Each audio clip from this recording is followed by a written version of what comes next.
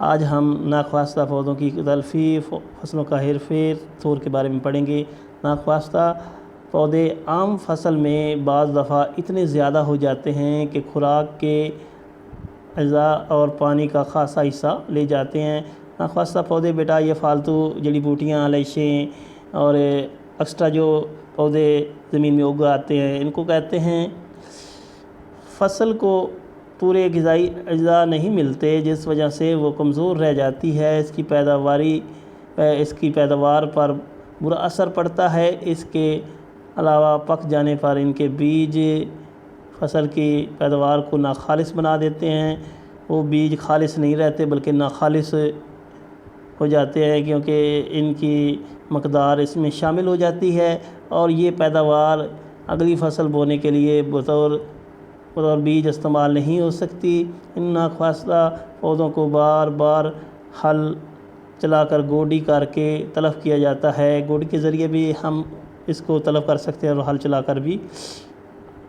آگے بیٹا فصل کو پہلا پانی دینے کے بعد وتر آ جانے پر ان ناخواستہ پودوں کو کھیڑ کر نکال دینا چاہیے۔ اس کے علاوہ فصلوں کو ہیر پھیر کر کے بونے سے بھی ناخواستہ پودوں کی تلفی میں بہت مدد ملتی ہے۔ نیچے بیٹا فصلوں کا ہیر پھیر۔ فصلوں کا ہیر پھیر بیٹا ایک بڑی فصل کے بعد ایک چھوٹی فصل کو اگانا یا فصلوں کا رد و بدل یا فصلوں کا ہیر پھیر کراتا ہے۔ زمین میں کوئی بھی فصل بونے پر اس میں نمکیات کی کمی ہو جاتی ہے جو پودے بطور غذا استعمال کر لیتے ہیں۔ بار بار ایک ہی فصل بونے سے نمکیات کی کمی اتنی زیادہ ہو جاتی ہے کہ پیداوار کم سے کم ہو جاتی ہے۔ ایسی زمین میں اگر ایک چھوٹی پھلی دار فصل بو دی جائے تو وہ ہوا کی نائٹروجن کافی مقدار میں حاصل کر کے زمین کو مہیا کر دیتی ہے۔ یہ نائٹروجن بعد میں بوئی جانے والی بڑی فصل کے کام آ جاتی ہے۔ اس کے ایک بڑی فصل کے بعد ایک چھوٹی فصل بونا فصل کا ہیر پھیر کھلاتا ہے۔ یہ زمین کے زرخیزی بحال کرنے کا ایک عمدہ طریقہ ہے، اعلیٰ طریقہ ہے۔ اس کے علاوہ یہ جڑی بوٹیوں کو کنٹرول کرنے کا بھی مؤثر ذریعہ ہے۔ بیٹا فصلوں کے ہیر پھیر میں مندرجہ ذیل امور کو مد نظر رکھنا چاہیے۔ نمبر 1، پھلی دار فصلوں کو فصلوں کی ہیر پھیر کی اسکیم میں ضرور شامل کرنا چاہیے۔ نمبر 2، زمین میں دبانے والی سبز فصلیں اور پتوں والی سبزیات بھی کاشت کرنی چاہیے۔ نمبر 3، ایک ہی قسم کی فصلیں جو ایک ہی خاندان سے تعلق رکھتی ہوں یہ کے بعد دیگرے کاشت نہ کی جائیں۔ مثال کے طور پر ایک ہی قسم کی جڑوں والی فصلیں بار بار نہیں بوئی جانی چاہیے۔ آگے بیٹا تھور۔ بعض زمینوں میں مختلف قسم کے نمکیات بہت زیادہ مقدار میں جمع ہو جاتے ہیں۔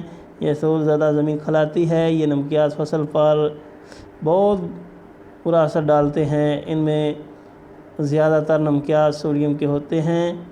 تھور ختم کرنے کے طریقے در ذیل ہیں۔ نیچے بیٹا جپسم کی مدد سے تھور دور کرنا۔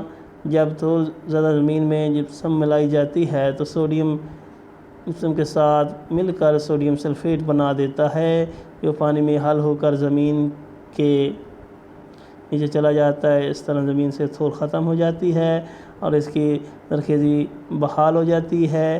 جپسم سے کی گئی اصلاح نہ صرف زمین کی پیداواری قوت میں کئی گنا اضافہ کرتی ہے بلکہ دیرپا بھی ہوتی ہے۔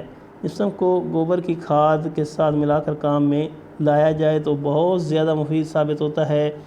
بیٹا جپسم کے استعمال کے بعد کھیت میں زیادہ دیر تک پانی موجود رہنا چاہیے تاکہ زمینی نمکیات کا کیمیائی عمل آسانی سے واقع ہو سکے۔ ضروری نہیں کہ جپسم پانی میں حل کرنے کے بعد استعمال کیا جائے بلکہ اس کو کھیت میں باریک پاؤڈر کی شکل میں بھی بکھیرا جا سکتا ہے جس کے فوراً بعد کھیت کی آب پاشی ضروری ہے۔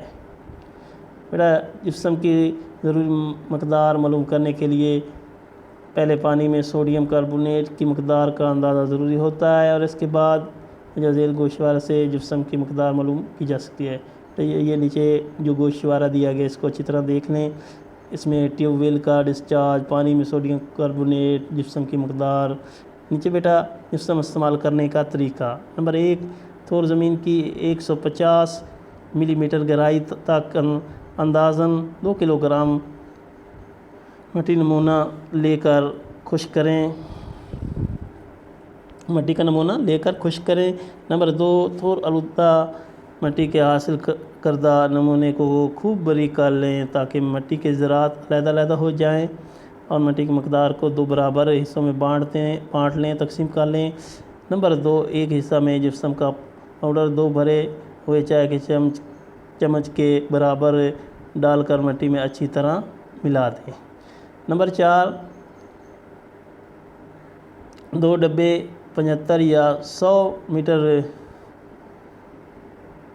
قطر اور 150 ملی میٹر اونچائی کے لے کر ان کے پیندے میں چھوٹا سا سوراخ کر کے باریک جالی سے ڈھانپ دیں۔ نمبر 5، ان ڈبوں میں متذکرہ نمونہ جات علیحدہ علیحدہ ڈال کر ہاتھ سے دبا دیں تاکہ وہ ڈبے کے 3/4 حصہ میں بھر جائیں۔ نمبر 6، ان دونوں ڈبوں میں نہری یا ٹیوب ویل کا پانی جو آبپاشی کے لیے استعمال ہو رہا ہو ڈال دیں، یہ خیال رہے کہ مٹی کی سطح خراب نہ ہونے پائے۔ نمبر 7، نیچے رسنے والا پانی یا بہنے والا پانی کم از کم 500 گرام علیحدہ علیحدہ شیشے کے بیکروں میں حاصل کر لیں۔ آگے بیٹا نمبر 8، حاصل کردہ پانی کے نمونوں کا موازنہ کریں اور تھور آلودہ مٹی میں سوڈیم کی مقدار کے مطابق جپسم کا استعمال عمل میں لائیں۔ اس کے علاوہ کچھ ایسی فصلیں بھی ہیں جنہیں اگر تھور زدہ زمین میں بویا جائے تو یہ تھور کو ختم کرنے میں مدد دیتی ہیں۔ ان میں جنتر کی فصل اہم ہے، اور بیٹا دھان کی فصل بھی اس کے لیے اہم ہے۔ یہ ہم کل پڑھیں گے، آج جو پڑھا ہے اس کو اچھی طرح یاد